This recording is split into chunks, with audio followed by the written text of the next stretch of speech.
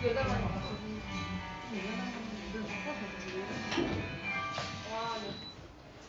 안녕하세요. 저희 시간이 이제 예배 시간이 돼가지고 예배를 시작하도록 하겠습니다.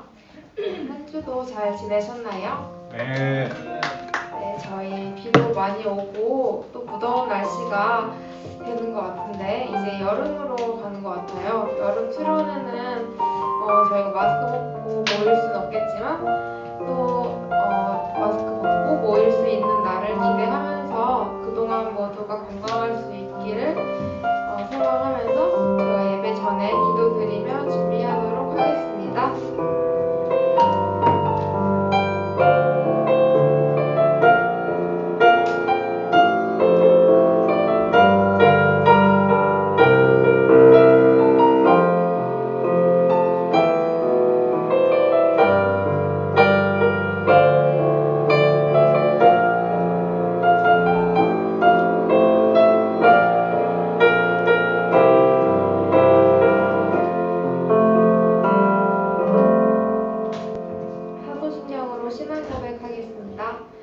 나는 전능하신 아버지 하나님 천지의 창조주를 믿습니다. 나는 그의 유일하신 아들 우리 주 예수 그리스도를 믿습니다.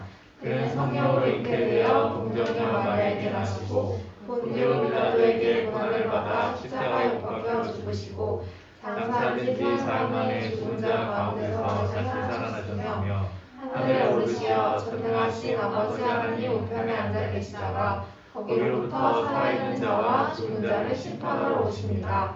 나는 성령을 믿으며 거룩한 공교회와 성도의 교제와 죄를 용서받는 것과 몸의 부활과 영생을 믿습니다. 아멘.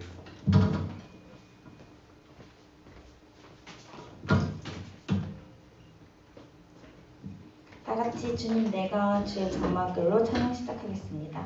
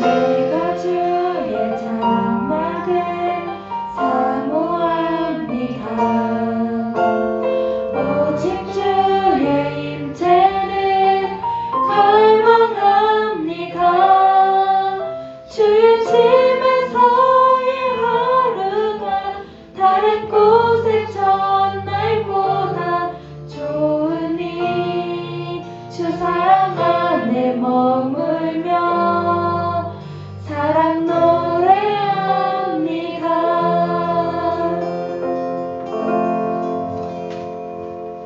다 같이 박수 치시면서 주의 이름 높이며 찬양하겠습니다.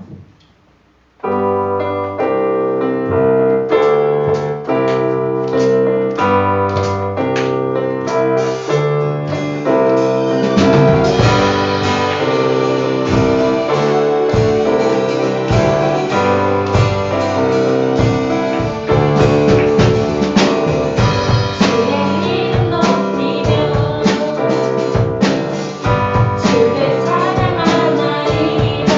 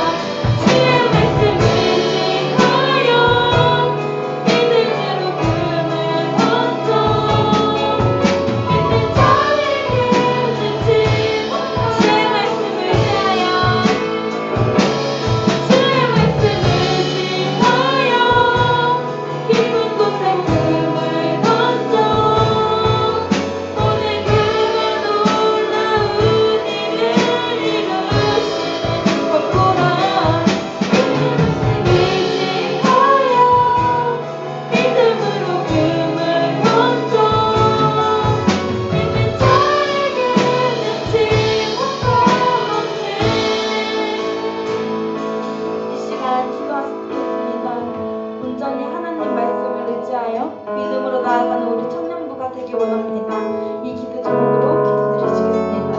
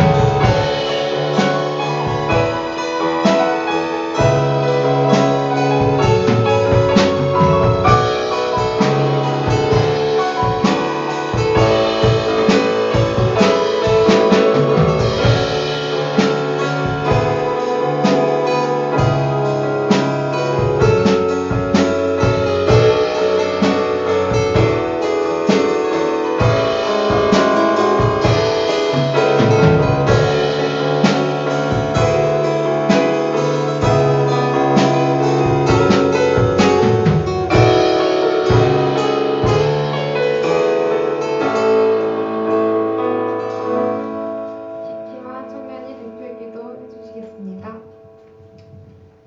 기도하시겠습니다. 영원히 변함이 없으신 좋으신 하나님을 찬양합니다. 우리에게 언제나 선한 것을 주시는 하나님, 거룩한 주일을 맞이하여 하나님께 나와 마음을 다해 주님을 예배하고자 합니다. 오늘 이 시간 임재하여 오직 하나님께만 영광 돌리는 귀한 예배의 시간이 되게 해주세요. 하나님은 항상 좋은 것으로 채워주시지만 주어진 자리에서 항상 하나님을 찬양하지 못했던 저희들을 용서하여 주세요. 세상의 소금과 빛으로 살아가도록 부르셨지만 세상의 것을 탐하고 세상에 기대어 살았음을 고백합니다. 하나님, 저희들의 마음이 더욱 거룩하게 해주시고 주님을 온전한 마음으로 바라보는 사람들이 되게 하여 주시옵소서. 하나님, 그럼에도 불구하고 우리에게 이렇게 중요하고 소중한 공동체를 주심에 감사합니다. 하나님, 우리가 각자의 자리에서 어려움이 있지만 우리 공동체가 서로에게 힘을 될 수 있는 그런 청년부 공동체가 될 수 있도록 해주세요. 하나님, 우리 청년들이 많은 어려움과 문제들을 안고 살아갑니다. 취업의 문제와 결혼의 문제, 또 인간관계의 문제, 가족의 문제, 그 안에서 나의 신앙들의 결투가 있습니다.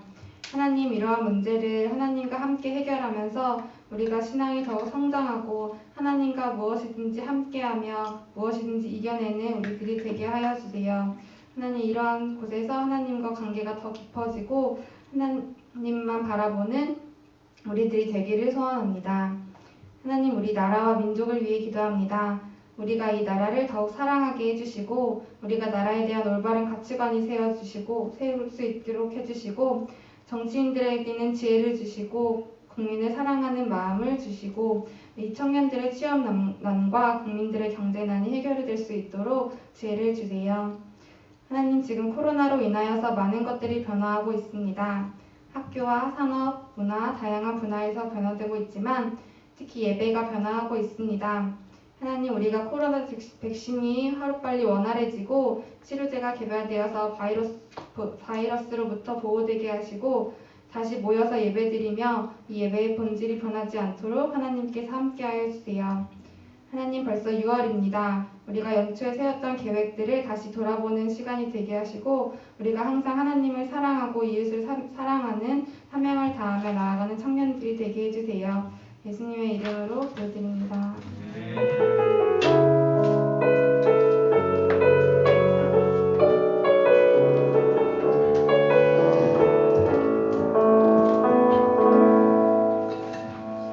네, 광고 시간인데요.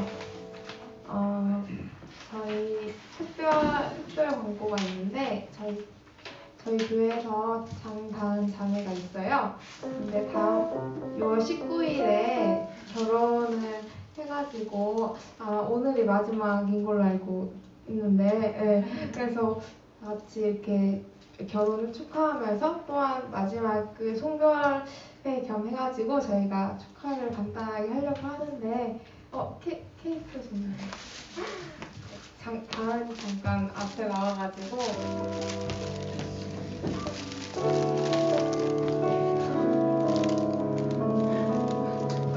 교회가 마지막인데 신혼분 마지막인데 어땠고 또 느낌이나 기도 제목이 있다면 또 알려주시면 네, 안녕하세요. 제가 작년에 이제 입사하게 되면서 교회를 이쪽으로 오게 됐었는데 이제 간호사다 보니까 듀티가 다 왔다 갔다 해서 청년부 예배도 많이 못 나오고 주일 예배도 많이 못 나오고 해서 이렇게 조금 신앙생활 잘할 수 있을지 고민이 참 많이 됐었는데 그래도 이렇게 청년부가 너무 잘 이렇게 이끌어주고 많이 올 때마다 잘 반갑게 맞아주고 하셔가지고 신앙생활 할 때 그래도 많은 위로가 되고 주일마다 청년부 꼭 가야지 이 생각으로 항상 나올 수 있었던 것 같아요. 그래서 정말 지난 1년 동안 많이 챙겨주셔서 감사했습니다. 기도 제목은 이제 결혼 생활 시작하는데 아무래도 이제 저희 하나님 안에서 좀 같이 바로 살아가기 위해서 좀 그런 거에 대한 고민이 참 많아요. 근데 쉽지가 않더라고요. 그래서 같이 이제 남편들 사람과 함께 좀 더 하나님의 뜻을 구하고 그렇게 이 혼탁한 시대에서 좀 물 안 들게 잘 살아갈 수 있도록 기도해 주셨으면 감사하겠습니다. 청년부가 힘이 많이 든 것 같아서 정말 다행이고 신혼생활을 함에 있어서도 정말 하나님의 크신 축복이 함께하기를 다 같이 기도하시고 마지막 다 같이 기도하셨으면 좋겠는데 저희 먼저 축복하고 네 기도하는 걸로 할게요. 축복합니다.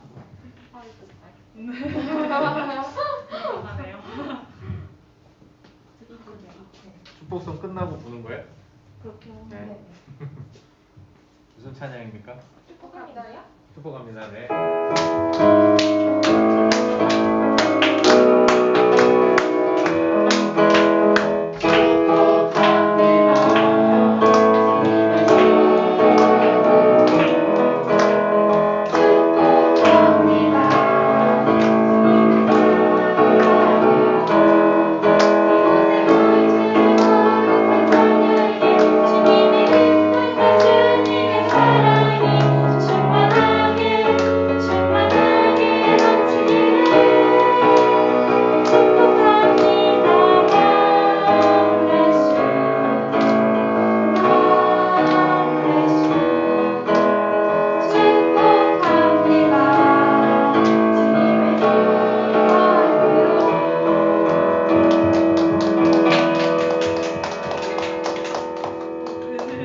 저희 그러면 다은을 위해서 기도하고 마지막으로 목사님이 기도해 주시도록 마무리하겠습니다.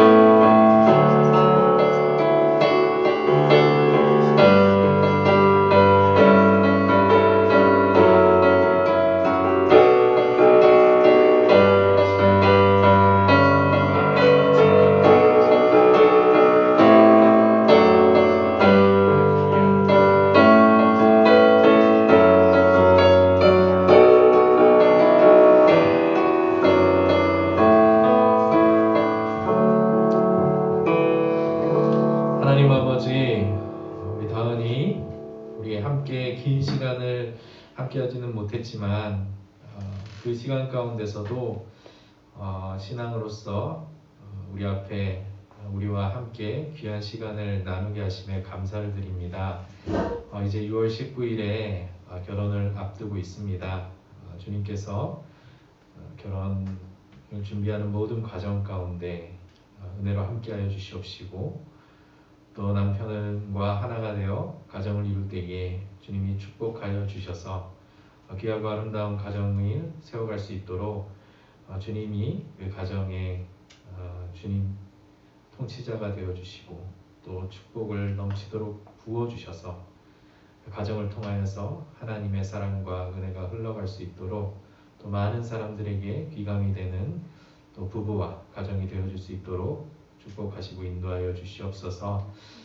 주님께서 이제 다은이가 우리와 함께 예배드리지는 못하게 되었지만 이렇게 또 남편과 함께 또 귀한 교회를 또 예비하여 주셔서 그곳에 가서도 아름다운 부부의 모습으로 하나님을 섬길 수 있도록 은혜를 더하여 주시옵시고 또 그 앞길을 인도하여 주시옵소서.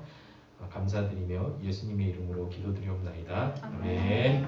축하합니다.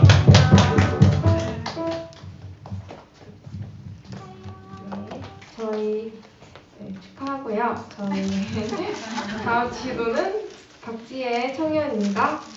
네, 그리고 광고는 마무리하고 이제 헌금 시간이라서 찬양드리며 헌금하시겠습니다.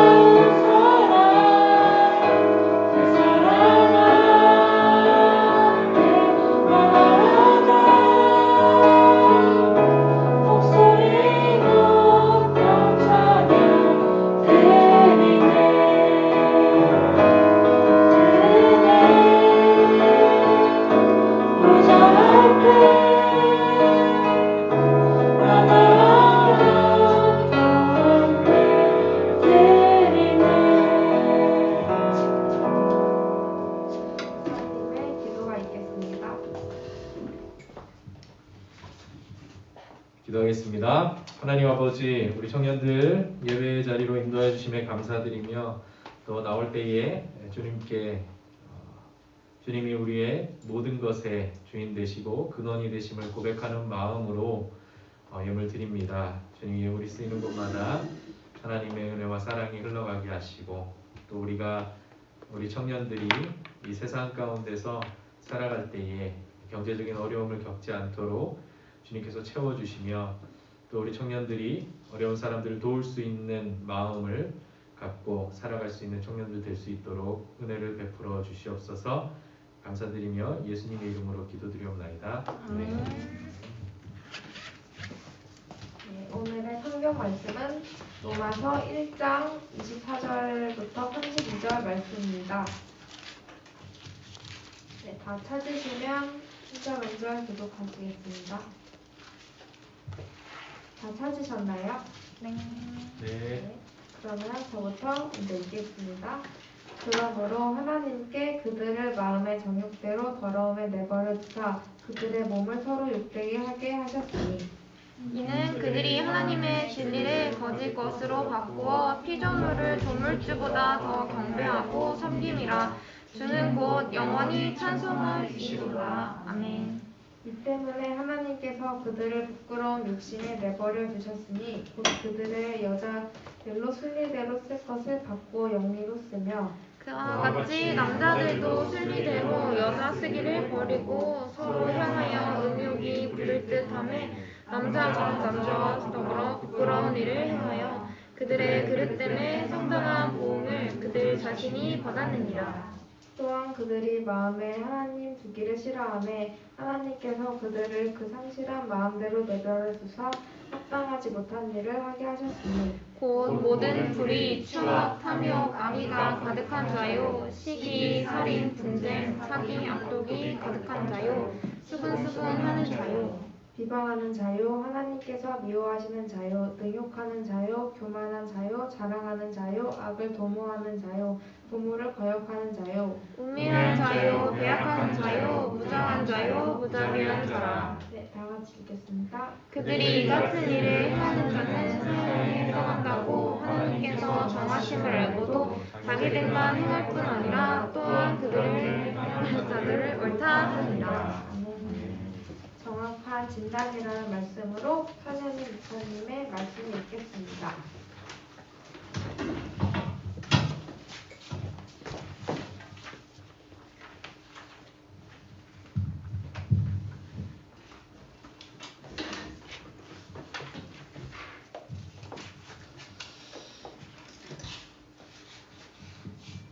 고맙습니다. 오늘은 현충일이네요. 쉬는 날인데 또 주일입니다. 네, 대체휴일은 없죠? 네. 네. 아쉽게도 대체휴일은 없네요. 어쨌든 우리 다은이 너무 축복하고 우리 김해에서 결혼식을 해요. 김해 멀리서 하는데 우리가 많이 기도해 주셔야 될 것 같고 또 이제 목사님의 아내가 됩니다. 목사님. 그래서 사모가 되니까 어쨌든 많이 기도해 주시고 또 사모로서의 역할을 또 감당할 수 있도록 계속해서 우리가 물론 이제 앞으로 다음 주에 근무 때문에 못 나오는 어쨌든 그래서 이제 앞으로는 얼굴을 못 보게 되는데 물론 이제 수지라 그랬나요? 가게 될 교회가? 네, 수지니까 멀지 않아요. 한 번씩 놀러 오시고.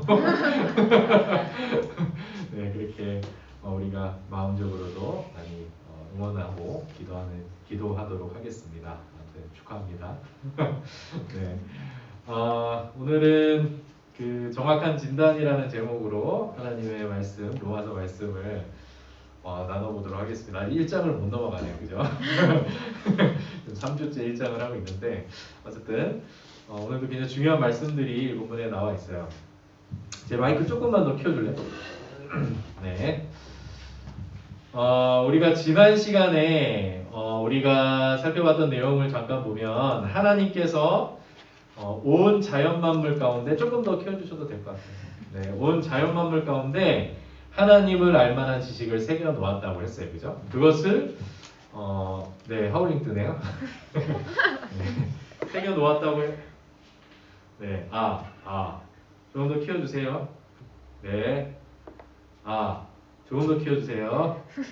네, 됐습니다. 네, 이것을 가리켜서 하나님이 자연 만물 가운데 하나님이 누구신지를 알 수 있는 어떤 그 지식을 새겨놓은 것을 자연계시라고 했습니다. 그래서 자연계시. 하지만 이 자연계시가 온전한 하나님에 대한 지식이 될 수 없는 이유는 인간의 죄로 인해서 이 지식이 훼손되었고 왜곡되어 버렸다고 했어요. 그죠? 그래서 그 결과로 사람들이 자연을 통해서 하나님을 알고 섬기기보다는 우상숭배의 죄에 빠지게 되었다라고 우리가 지난번에 말씀을 통해서 보았죠. 즉 온 세상을 창조하신 하나님의 영광을 바라보면서 찬양하는 삶보다 이 세상에 속한 헛된 우상들을 섬기면서 그것을 따르는 삶으로 추락해 버렸다. 하나님께서 존귀한 존재로 창조하신 인간이 그러한 존재로 추락해 버렸다. 이로써 우리는 하나님의 진노를 벗어날 수 없는 상태, 죄로 인해서 죽음에 이를 수밖에 없는 상태에 이르고 말았고, 바울은 이 복음만이 이 죄의 문제를 해결할 수 있는 유일한 해결책이라고 말하고 있는 거야. 그래서 하나님의 진노에 대한 유일한 치료약이다. 무엇이요? 복음이.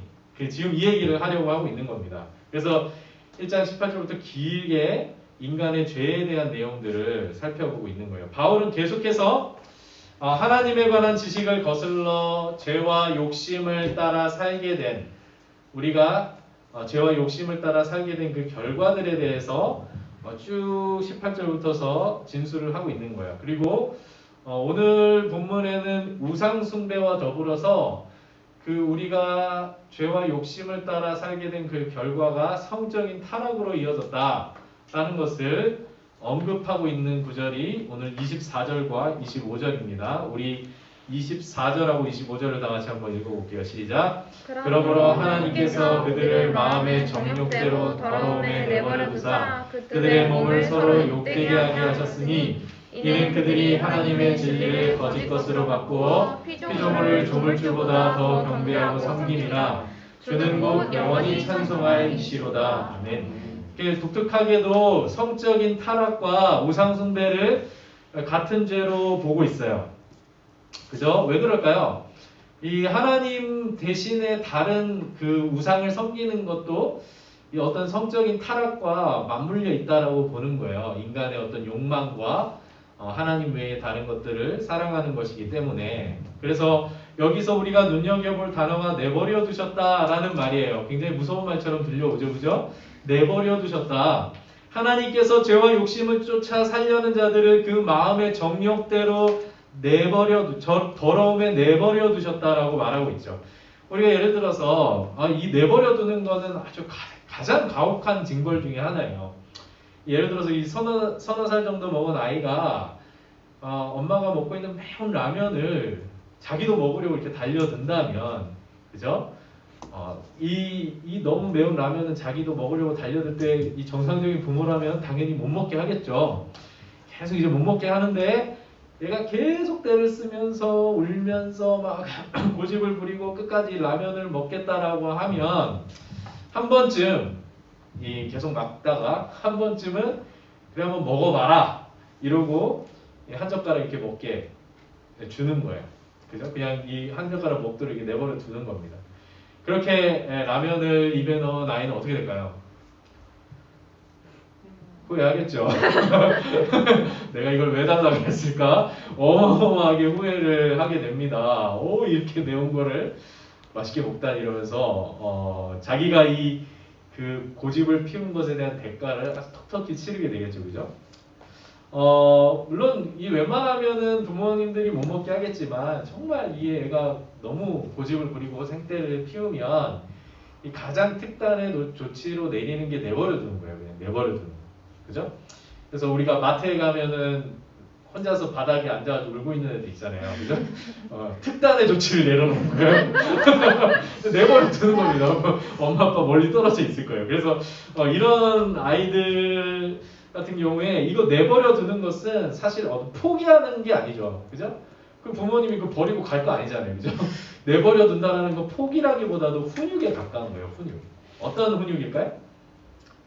이 자기의 행동과 고집에 대한 대가를 자기 스스로 치르도록 내버려 두는 거예요. 그래서 함부로 그 행동을 다시 못하게 하려고 훈육하는 방법 중에 하나죠. 가장 특단의 조치라고 볼 수 있겠습니다. 하나님께서 죄인들을 그 마음의 정욕대로 더러움에 내버려 두시는 이유도 그들이 행하는 그 죄의 대가로서 더러움, 허무함, 수치스러움을 겪게 하시려는 거예요.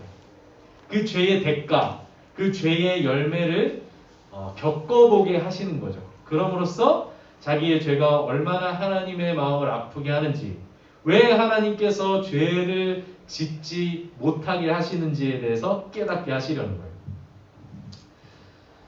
바울은 하나님께서 이미 그들을 죄 가운데 내버려 두심으로써 그 대가를 치르고 있다라고 말하고 있거든요. 그 대가가 뭐냐면 26절에서 27절에 우리가 흔히 말하는 동성애를 예로 들고 있습니다. 우리 26절에서 27절에 보시면 여기서 순리대로 쓸 것을 영리로 쓴다라고 말하고 있죠. 이것은 유대인들이 이 동성애를 언급할 때 이 순리와 영리라는 말을 써서 자주 사용하던 용어예요. 동성애를 가리키는 말. 당시 로마 사회가 우리가 그 로마사를 공부하게 되면 굉장히 성적으로 타락했던 시대가 로마 시대이기도 했어요. 로마 시대는 성적으로 굉장히 문란한. 그래서 여러분들 뭐 넷플릭스 같은 데서 그 로마에 대한 드라마 같은 거 보면 다 18세 이상이 금지잖아요. 그죠? 너무 성적으로 타락했던 시대들이었고, 로마의 황제들도 수시로 그 성병에 걸리는 그런 시대를 보여주고 있어요. 그 중에서도 이 동성애가 유대인들의 입장에서 봤을 때 로마의 사람들의 동성애를 보면 유대인들의 입장에서는 이 성에 대한 하나님의 창조 섭리, 남자와 여자가 서로 사랑을 해서 가정을 이루게 하는 그 창조 섭리, 즉 순리를 거스르는 행위로 보인 것이죠. 유대인들이 봤을 때. 그래서 순리를 영리로 쓴다, 순리를 거스르는 행위다. 그래서 매우 동성애에 대해 부정적으로 보았던 거예요. 바울도 유대인이었기 때문에 이러한 관점에서 동성애를 심지어 우상숭배와 동급으로 지금 다루고 있죠. 성적인 타락의 가장 대표적인 사례로서 이 동성애를 언급하고 있는 거예요. 물론 성적인 타락이 다 나쁘다고 봐야 되겠지만 그 중에서 이 동성애를 가장 대표적인 성적인 타락의 죄로 언급을 하고 있는 거예요. 근데 우리가 사실 불행하게도 지금 한국교회가 이 원리를 이 동성애자들을 정죄하고 탄압하는 이런 논리로 사용하고 있는 건 굉장히 좀 아쉬운 마음을 들어요. 28절에서도 바울은 계속해서 뭐라고 말하냐면은 그 마음에 하나님 두기를 싫어하는 자들을 하나님께서 상실한 마음대로 내버려 두셨다라고 말해요. 상실한 마음대로. 여기서 이 상실한 마음이라는 단어는 이 원어로는 어떤 뜻이냐면 부패한 마음, 타락한 마음, 무가치한 마음을 말하는 거예요. 24절에서 하나님은 사람들을 마음의 정욕대로 내버려 두셨다고 했는데 여기서는 부패한 마음, 무가치한 마음대로 내버려 두셨다. 그렇게 말하고 있죠. 이 부패한 마음이라는 것은 결국 하나님의 어떤 영광이나 거룩을 담아낼 수 없는 그런 마음의 상태를 말하는 것이죠. 그래서 그 내버려 두신 결과는 그들이 합당치 못한 일 또는 옳지 못한 일을 거리낌 없이 행하더라는 것이죠. 하나님을 알면서도 아무 거리낌 없이 죄를 행하는 모습. 그것이 29절부터 31절에 아주 상세하게 나와 있어요. 우리 29절부터 31절을 다시 한번 읽어볼게요. 시작. 곧 모든 불의, 추악, 탐욕, 악의가 가득한 자요, 시기, 살인, 분쟁, 사기, 악독이 가득한 자요, 수군수군하는 자요, 비방하는 자요, 하나님께서 미워하시는 자라고 되어 있는데 하나님을 미워하시는 자요, 능욕하는 자요, 교만한 자요, 자랑하는 자요, 악을 도모하는 자요, 부모를 거역하는 자요, 우매한 자요, 배약하는 자요, 무정한 자요, 무자비한 자라 이렇게 말하고 있습니다. 이러한 죄의 목록들. 바울은 32절에서 이 같은 일들이 사형에 해당한다라는 하나님의 법도를 알면서도 자기들도 이런 일에 빠져 있을 뿐만 아니라 이런 일을 행하는 자들을 옹호하고 두둔하기까지 한다라는 것이죠. 자기들끼리 악을 행하면서 자기들끼리 잘하고 있다라는 거예요. 어쩔 수 없는 일이라는 거죠. 이러한 일들을 하는 자들을 두둔하는 그들을 지적하고 있습니다. 이런 익숙한 죄의 목록들, 우리가 29절부터 31절까지 읽은 이러한 익숙한 죄의 목록들이 사형까지 당한 일인가 싶어요. 그죠? 물론 여기 살인이 나와 있긴 하지만 29절에 그 외에는 야 이게 사형까지 당한 일이야? 이렇게 생각할 수 있죠. 예를 들어서 뭐 수군수군하는 자 사형이래요. 그리고 뭐 부모를 거역하면 사형 뭐 이런 것들이 나와 있어요. 자, 그런데 하나님의 윤리적 기준은 어떤 인간의 기준을 초월하는 거예요. 하나님은 우리가 마태복음에 있는 예수님의 산상설교를 보셔서도 아시겠지만 여자를 보고 음욕만 가져도 그 사람은 그 여자를 범한 것과 같이 보는 거죠. 그죠? 이러한 사람에 대해서 미워하는 마음을 품는 것 자체가 뭐라 그래요? 예수님은 살인한 것이다라고 말씀하시는 거거든요. 그러니까 하나님의 윤리적인 기준은 인간의 기준, 인간의 어떤 법의 기준을 뛰어넘는 굉장히 높은 기준을 하나님께서 우리에게 요구하시는 거예요. 그래서 하나님은 하나님의 백성들에게 뭘 요구하시느냐? 어떤 다른 사람들보다 좀 더 착한 사람이 되기를 원한다거나 좀 더 괜찮은 사람 되기를 원하는 것이 아니라 하나님과 같이 거룩해지길 원하시고 하나님과 같이 온전해지길 원하시는 거예요. 이게 하나님의 마음이에요. 이게 하나님의 기준인 거예요. 그럼 물론 우리 중 누구도 이 기준에 부합한 삶을 살 수 있을까요? 이러한 죄를 지으면은 사형이라는데, 그죠? 아직 우리가 살아있잖아요, 그죠? 우리가 잘 지켜서 살아있는 게 아니죠. 이제 뭐 나중에 바울이 그것에 대해서도 얘기를 하겠지만, 우리 중 누구도 이 기준에 부합한 삶을 살 수가 없어요. 다만 바울은 지금 뭘 얘기하려는 거냐면은, 우리가 하나님의 기준을 알면서도 하나님께서 우리에게 거룩함과 온전함을 요구하신다는 걸 알면서도 거리낌 없이 악을 행하고 있다는 사실을 강조하려는 거예요. 여러분, 이러한 죄를 지으면서 그 사람들의 마음 가운데 내가 벌을 받겠구나. 내가 이런 죄를 지으면 안 되는데, 이러한 죄는 하나님의 마음을 아프게 하는 죄인데, 이러한 마음들을 갖게 된다는 것이죠. 뭐 그게 양심의 가책일 수도 있고, 어쨌든 하나님의 기준을 알면서도 이렇게 거리낌 없이 악을 행하는 상태, 그게 하나님이 내버려 두신 상태라는 거예요. 바울은 지금 이 세상 사람들이 하나님께서 의도하신 존귀하고 영원한 삶에서 벗어나서 이렇게 헛되고 무익한 일들에 빠져 있다라는 것을 말하고 있는 거예요.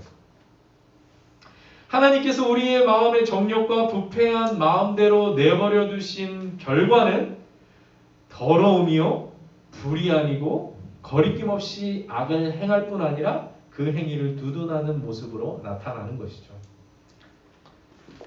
바울은 이러한 삶 자체가 비극이고 이미 하나님의 심판을 받고 있는 상태다 라고 말하는 거예요. 여러분, 예를 들어서 누가 이게 살인을 저질렀어요. 살인을 저지르고 예를 들어 뭐 연쇄살인범이 있다고 봐요. 그 연쇄살인범이 살인을 계속 저지르면서 자기는 아직 잡히지 않았다라고 해서 난 참 행복하고 너무나 참 존귀한 삶을 살고 있다라고 생각할 수 있을까요? 그렇지 않다는 거죠. 잡히지 않았을 뿐이지 그 인생 자체가 한 사람이라도 더 죽이기 전에 잡히는 게 그 사람에게 유익인 거예요. 그러니까 우리가 죄를 짓고 있는 상황, 하나님의 기준을 알면서도 하나님의 그 뜻을 알면서도 죄를 짓는 그 상황이 이미 하나님의 심판을 받고 있는 것이다. 이렇게 말하는 것이죠. 여러분 한번 생각해 보세요. 우리가 세상 속에서 어떤 선함과 의로움과 따뜻함을 더 많이 경험하게 됩니까? 아니면 불의하고 부당하며 냉혹한 일들을 더 많이 겪어요? 우리가 세상 속에 살아가다 보면 뭐 직장 생활을 하고, 그죠? 뭐 이런저런 인생을 살아가다 보면 선하고 의롭고 따뜻한 일이 여러분 주변에 많이 일어납니까? 아니면 부당하고 불의하고 이해할 수 없고 냉혹한 일들이 더 많이 벌어집니까? 후자죠.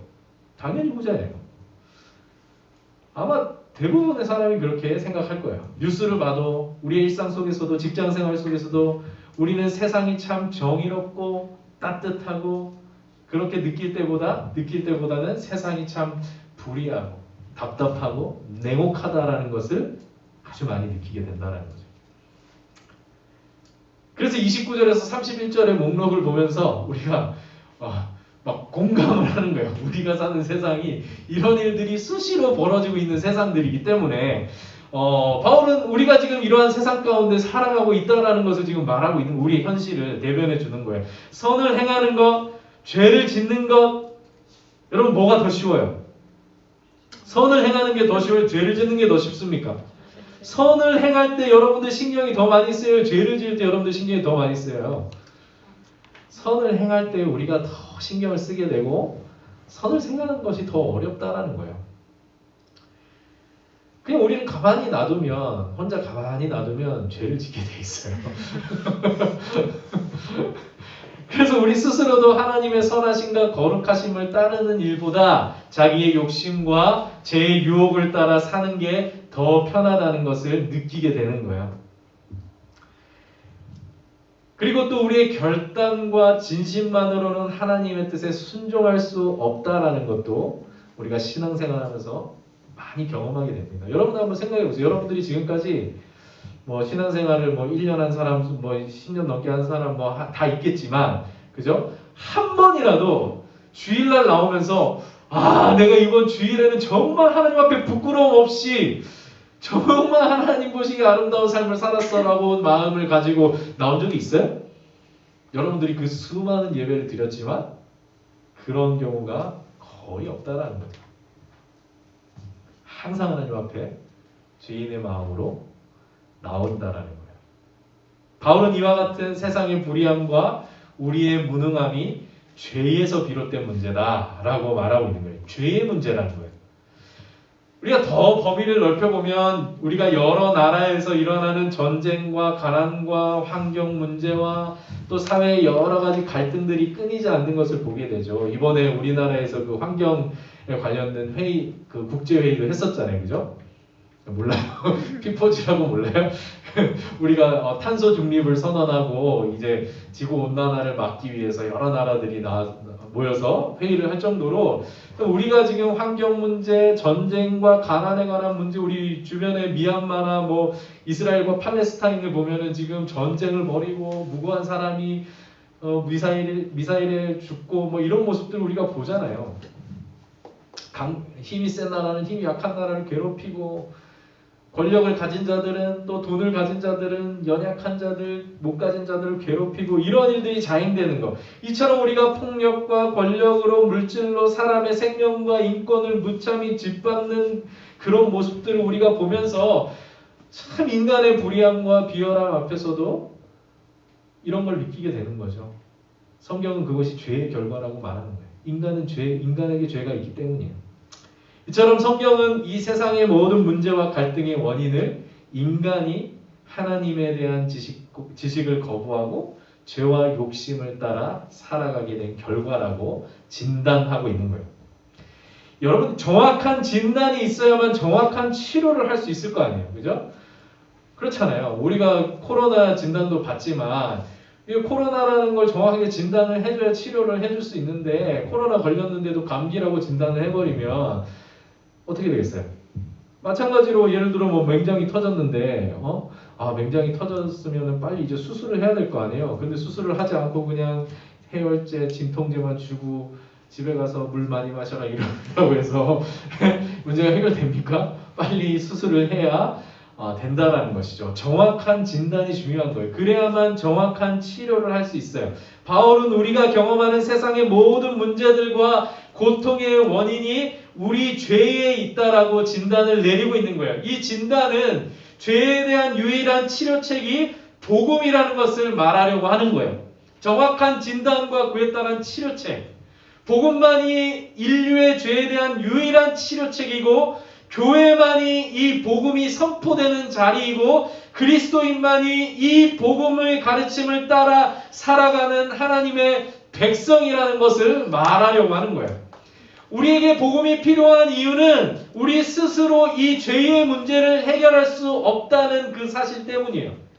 우리 스스로는 죄의 문제를 해결할 수 없어요. 죄에서 벗어날 수 없어요. 그러나 복음은 하나님께서 그 아들 예수 그리스도를 통하여 죄에 빠진 우리를 구원하시는 하나님의 지혜이고 하나님의 능력이라는 것을 바울은 지금 말하고 있는 거예요. 우리가 매주 교회에 나와서 하나님을 예배하고 복음의 말씀을 듣는 이유가 여기 있는 거예요. 다른 사람들이 보면 시간 낭비처럼 보이고 쓸데없는 짓을 하는 것처럼 보이겠죠. 우리는 우리의 힘과 지식으로 이 세상의 불의와 맞서고 이 세상의 문제들을 해결하기 위해서 여기 모여 있는 게 아니라 복음을 듣고 복음을 따라 살기 위해 교회에 모이는 거예요. 그 길만이 죄와 죽음에 빠져 있는 우리를 생명과 존귀와 영광으로 인도해 줄 것을 우리는 믿기 때문에 교회에 나오는 겁니다. 다른 것 때문에 나오는 거 아니에요. 교회 나오면 밥 주니까 나오는 거 아니에요. 교회 나오면 간식 주니까 나오는 거 아니라니까요. 뭐 우리 청년부는 간식도 주지 않지만 우리가 왜 교회에 나오는 것인가? 복음을 듣고 복음을 따라 살기 위해 교회에 모이는 거예요. 그리고 우리는 이렇게 다 복음을 따라 사는 사람들이 함께 모여서 교제하는 것이죠. 힘을 주는 거예요, 서로. 힘들게 살았지 한 주간. 그래도 하나님이 우리와 함께 하셔. 우리는 복음을 믿고 나아가야 돼. 이렇게 하는 것이죠. 마치 출애굽한 이스라엘 백성이 광야에 나아갔을 때 먹을 것도 없고 자신을 보호할 무기도 없었고 어디로 갈지도 알 수 없는, 방향도 알 수 없는 그 상황에서 오로지 하나님만을 신뢰하고 하나님의 말씀에만 귀를 기울이고 그분을 따라서 한 걸음 한 걸음씩 움직여 나간 것처럼 복음을 믿고 따르는 우리도 사람들이 보기에는 광야에 있는 출애굽 백성처럼 하찮아 보이고 미련해 보이고 약해 보이고 가난해 보일지라도 우리는 그들이 알 수 없는 하나님의 구원을 경험한 자들이요, 하나님의 말씀을 듣는 자들이요, 하나님의 은혜를 받고 하나님의 인도하심을 따라가는 자들이라는 것이죠. 아멘입니까? 그거예요.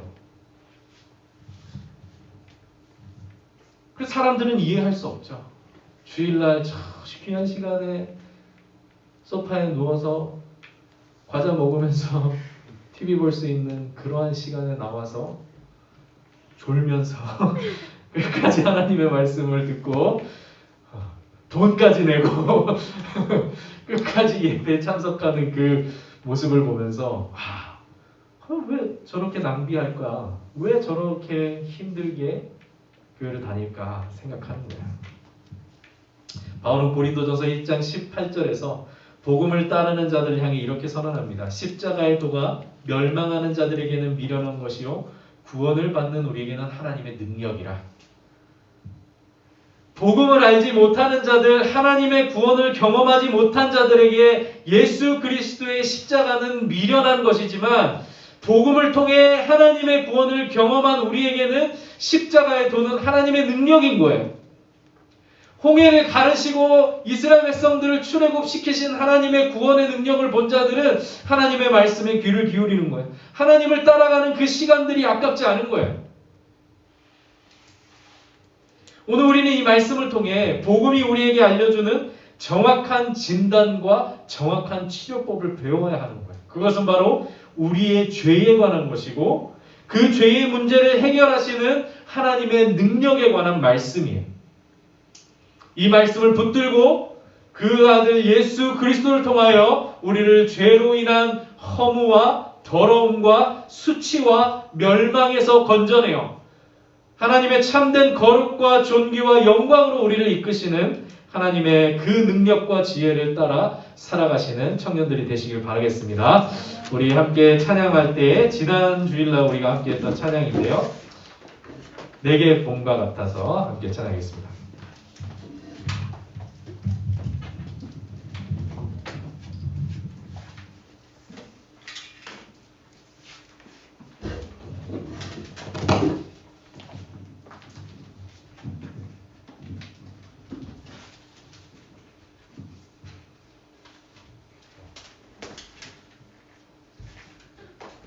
네, 지난 주일날 했던 찬양인데 모르시는 분들도 계실 것 같아요. 어려운 찬양은 아니니까 함께 찬양해 보도록 하겠습니다.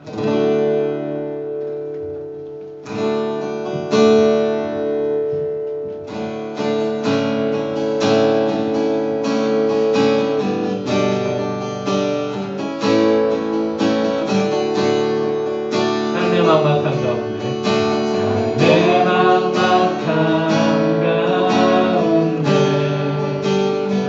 찾아오시는 그분의 손길이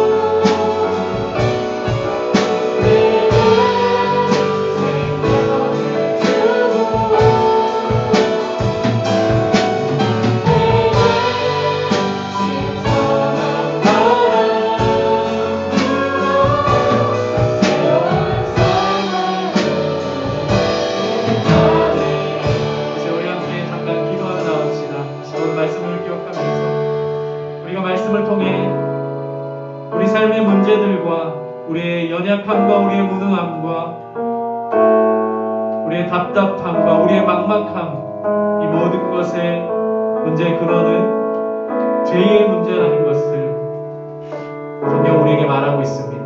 우리가 하나님의 지식을 벗어나 우리의 죄와 마음의 욕심을 따라 살아가게 된 결과라고 말하고 있습니다. 하나님, 우리를 이 죄와 욕심 가운데 내버려 두지 마시고 우리를 예수 그리스도 안에서 그 죄로부터 건져내어 우리에게 생명을 주시고 우리에게 성령을 부어주사 하나님의 뜻을 따라 하나님의 영광과 거룩과 존귀한 삶으로 나아갈 수 있게 해달라고, 그렇게 우리에게 생명을 주시고 은혜를 베풀어 주셔서 새로운 소망과 새로운 삶을 꿈꾸며 나아갈 수 있도록 우리에게 말씀해 주시고 우리를 붙들어 주시고 우리 은혜 가운데 인도해 달라고 다 같이 하나님께 기도하시겠습니다. 하나님 아버지, 우리에게 하나님의 능력과 지혜가 되는 복음의 말씀을 깨닫게 하여 주시고 예수님의 십자가를 통하여 우리를 죄에서부터 건져내어 하나님의 영광과 진리와 생명의 삶으로 우리를 인도하여 주심에 감사드립니다. 우리가 이 말씀을 붙들게 하여 주시옵소서. 이 말씀을 따라 살게 하여 주시옵소서. 믿음 안에서 살아가는 우리의 삶이 되게 하여 주시옵소서.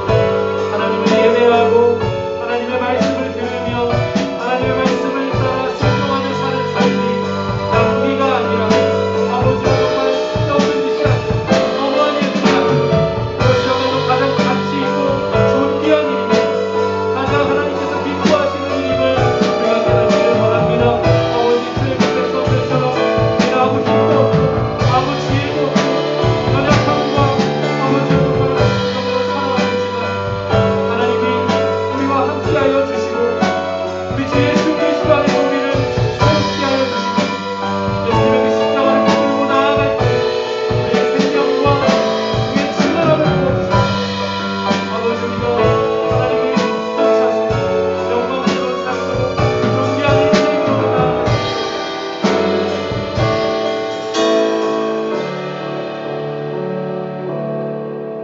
하나님 아버지, 우리가 죄와 욕심을 쫓아 더러움과 수치와 허무함에 우리 인생을 내어 던지지 아니하고 예수 그리스도 안에서 우리가 구원함을 받아 하나님의 생명과 거룩과 존귀함을 바라보고 그것을 쫓아 살아가는 주의 백성 삼아주심에 감사드립니다. 우리가 예수 그리스도의 복음을 듣고 이 자리에 나와서 하나님의 말씀에 귀를 기울이며 하나님을 예배하는 이 시간이야말로 하나님께서 모든 죄로부터 우리를 건져내시고 하나님의 영광으로 인도하시는 귀한 시간임을 우리가 기억하게 하여 주시옵시고 세상 그 어떤 시간보다 귀하고 가치 있는 시간임을 잊지 않게 도와주시옵소서. 우리 연약한 청년들에게 출애굽 백성들과 같이 막막한 광야 속에서 어디로 갈지 모르며 방황하며 가진 것이 없이 홀로 외로이 서 있는 우리 청년들에게